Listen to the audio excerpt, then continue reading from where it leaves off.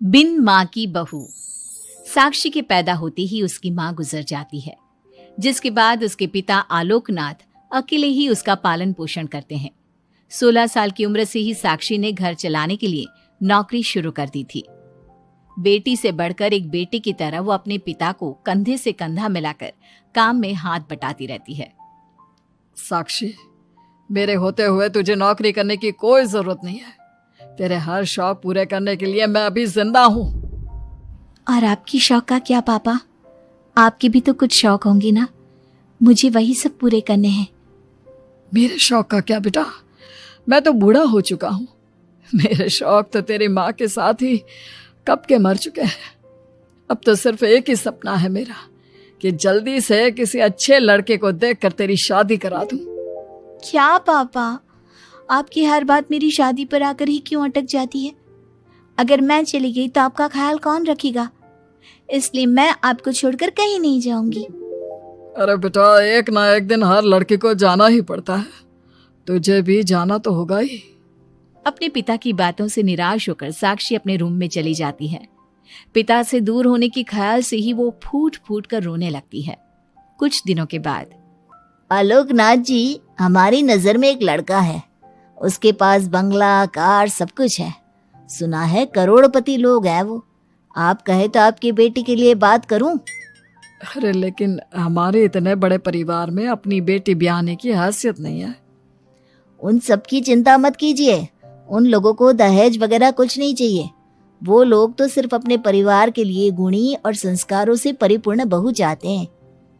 अगर ऐसी बात है तो आप उन लोगों से मेरी बेटी के बारे में बात कीजिए। मेरी बेटी में वो सभी गुण हैं जो वो अपने परिवार की बहू के लिए चाहते हैं। इस तरह वो साक्षी का रिश्ता लेकर अर्जुन नाम के लड़की के परिवार के पास जाता है। साक्षी की फोटो देखकर लड़के वाले उसे झट से पसंद कर लेते हैं, जिसके बाद अर्जुन के परिवार वाले साक्षी को देखने उसके घर पहुंचते हैं। आलोकनाथ जी, हमें तो आपकी लड़की फोटो में ही पसंद आ गई, और फिर भाई साहब ने आपकी लड़की की तारीफ भी बहुत की है। अब तो बस आप हमें उससे मिलवा ही दीजिए। साक्षी बिटिया, बाहर आना तो। साक्षी। अपने पिता की आवाज सुनकर साक्षी तुरंत बाहर आ जाती है और एक एक करके सभी के पैर छूती है। आलोकनाथ जी, आपकी बेटी तो सच में बहुत गुणवान और संस्कारी लगती है। बिटिया, क्या क्या शौक है तुम्हारे? पापा, और अपनी ज़रूरतें पूरी करने के अलावा मेरे और कोई शौक नहीं है। आपने अपनी लड़की को सच में बहुत अच्छे संस्कार दिए हैं भाई साहब। इसे अपने घर की बहू बनाना तो हमारे लिए सौभाग्य की बात होगी। इस तरह सबकी राजी खुशी से अर्जुन और साक्षी की शादी भी हो जाती है। साक्षी की सास उसे एक माँ का भरपूर प्यार देती है और कभी उसे मायके की कमी महसूस नहीं होने देती। साक्षी बेटा, तू आराम कर। सुबह से घर के काम पर लगी है, थक गई होगी अब बिटिया। नहीं माँ, मैं ठीक हूँ, आप चिंता मत कीजिए। मैंने कहा ना, अपने रूम में जाकर आराम कर। अरे काम की टेंशन मत ले। अपनी सास की जिद के आगे हार मानकर साक्षी अपने रूम में चली जाती है। थोड़ी देर बाद उसका पति भी वहां पहुंच जाता है। साक्षी, तुमने मेरी रेड कलर की फाइल देखी क्या? जी नहीं, मैंने तो आपकी कोई फाइल नहीं देखी। साक्षी, तुमसे मेरी एक फाइल तक नहीं संभाली जाती। 1000 बार बोला है तुमसे कि मेरे सामान को हाथ मत लगाया करो। मेरी सुनती ही कहाँ हो तुम? माँ ने बहुत सर पर चढ़ा रखा है तुम्हें। अर्जुन के इतना कहते ही साक्षी रोने लगती है। साक्षी के रोने की आवाज सुनकर उसकी सास वहां पर आ जाती है। साक्षी बेटा, क्यों रो रही है? इस नालायक ने कुछ किया है क्या?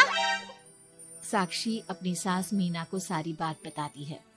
क्यों? गधे, अपनी फाइल का खुद तो ध्यान रखता नहीं और बहू को ताने देता है। माँ, अब तो रहने ही दो। आपको हर समय अपनी बहू ही सही लगती है। सही लगती नहीं, सही है मेरी बहू। माँ समझाइए ना इन्हें, ये हर समय मुझ पर गुस्सा करते रहते हैं। खबरदार अर्जुन, जो आज के बाद तूने मेरी बहू के साथ ऐसा बर्ताव किया तो मुझसे बुरा कोई नहीं होगा। अपनी माँ की डांट सुनकर अर्जुन वहां से चला जाता है।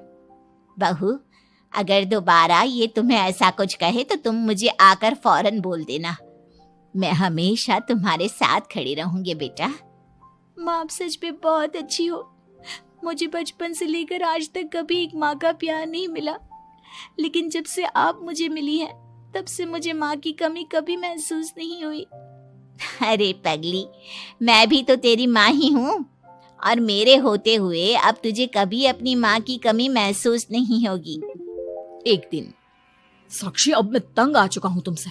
भगवान के लिए मुझसे दूर रहा करो। अब मुझे ना चिढ़ होने लगी है तुमसे।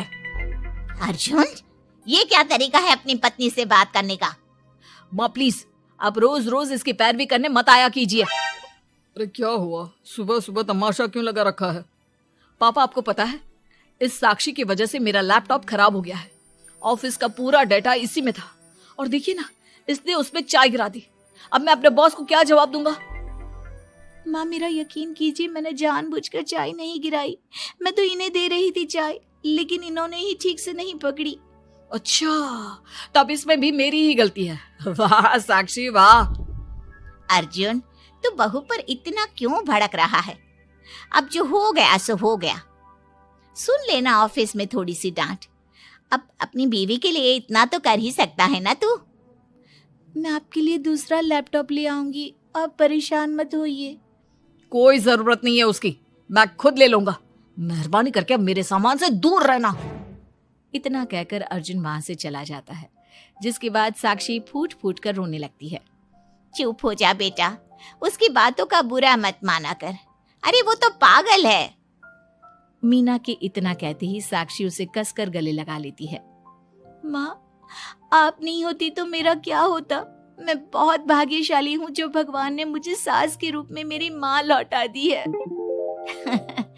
बेटा, जीवन में ये सब चलता ही रहता है, ऐसी बातों को दिल पर नहीं लगाना चाहिए। चल अब अपने आंसू पोंछ और मेरे साथ काम में हाथ बटा। इतना बोलते ही मीना रसोई की तरफ चल देती है। साक्षी भी अपनी सास के पीछे चल देती है और सभी बातों को भूलते हुए खुशी खुशी काम पर लग जाती है। मन ही मन साक्षी अपनी सास को हर जन्म में अपनी माँ के रूप में मांगने के लिए भगवान से प्रार्थना करती रहती है। ऐसे ही दिन बीतते रहते हैं। मीना हर समय ढाल बनकर अपनी बहू के लिए खड़ी रहती।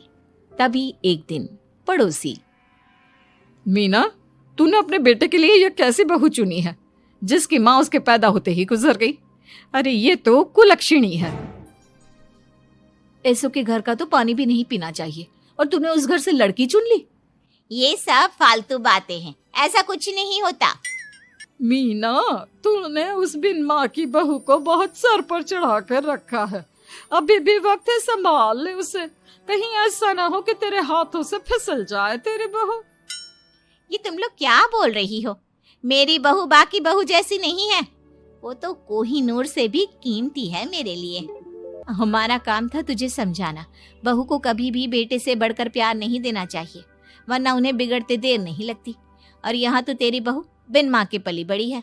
न जाने उसके बाप ने कैसे संस्कार दिए होंगे उसे। चुप करो तुम लोग, मैं अच्छे से समझती हूँ तुम लोग मुझे मेरी बहू के खिलाफ भड़काना चाहते हो।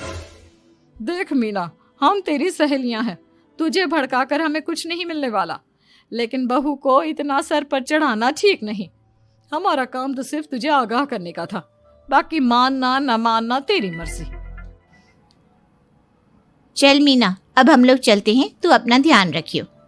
इतना बोलकर सभी लोग वहां से चले जाते हैं, जिसके बाद मीना घंटों तक सोच में डूब जाती है और अपने बहू के प्रति इतनी सारी बातें सुनकर कहीं ना कहीं उसके मन में भी साक्षी के लिए हीन भावना जन्म लेती है।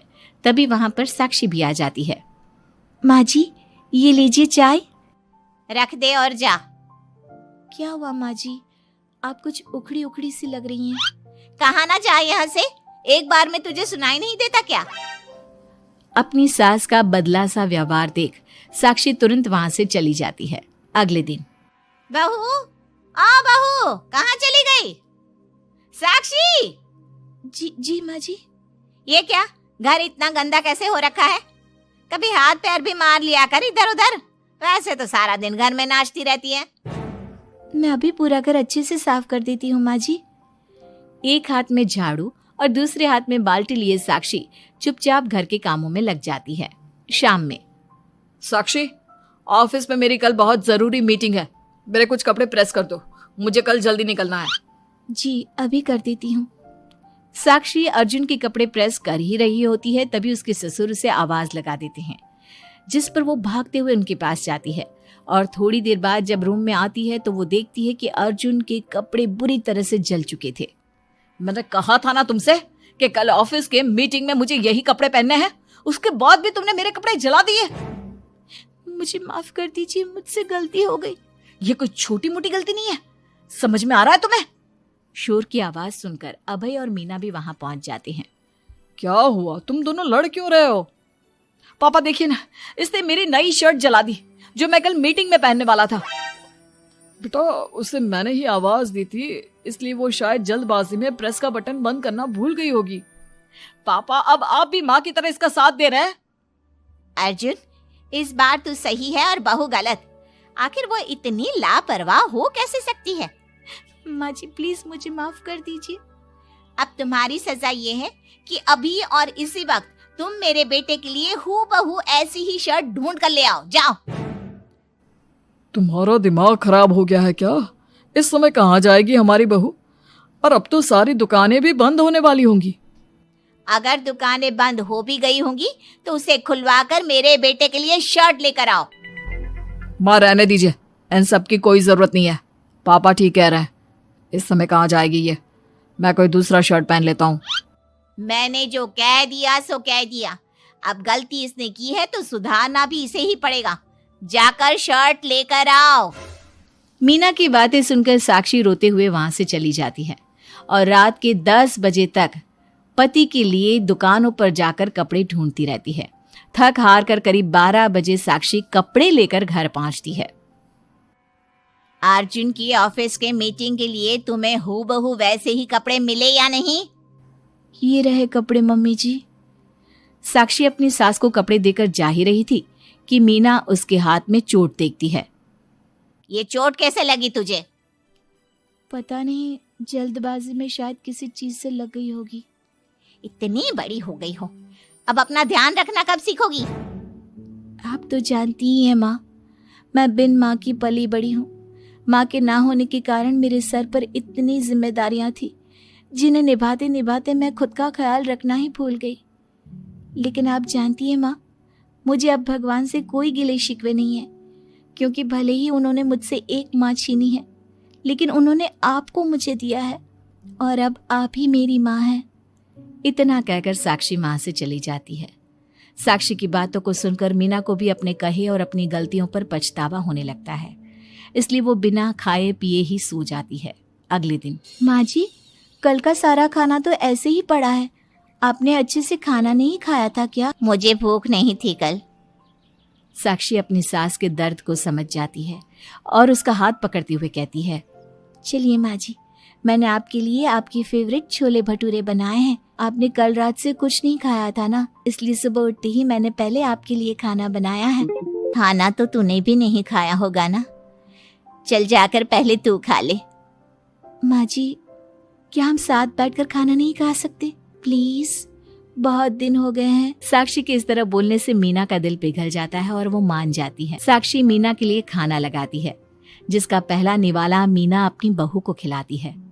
मुझे माफ कर दे बेटा, मैं जानती हूँ पिछले कुछ दिनों से मैंने तुझे बहुत चोट पहुँचाई है, हो सके तो मुझे माफ कर देना। नहीं नहीं माँ जी, आपका पूरा हक है मुझे डांटने का। मुझे आपकी किसी भी बात का कभी बुरा नहीं लगा। अपनी सहेलियों की बातों में आकर मैंने अपने दिल में तेरे लिए नफरत पाल ली थी, लेकिन कल जब तुझे रोते बिलखते देखा तो मेरी ममता फिर से लौट आई। मुझे माफ कर दे बेटा, मैं एक अच्छी सास नहीं बन सकी। किसने कहा आपसे कि आप अच्छी सास नहीं हैं? आप तो वर्ल्ड की बेस्ट सास हो, और सच कहूं उससे भी बढ़कर बेस्ट बेस्ट बेस्ट बेस्ट मेरी माँ हो आप। इतना कहकर साक्षी अपनी सास को गले लगा लेती है और उसके बाद दोनों पहले की ही तरह हंसी खुशी साथ रहने लगते हैं।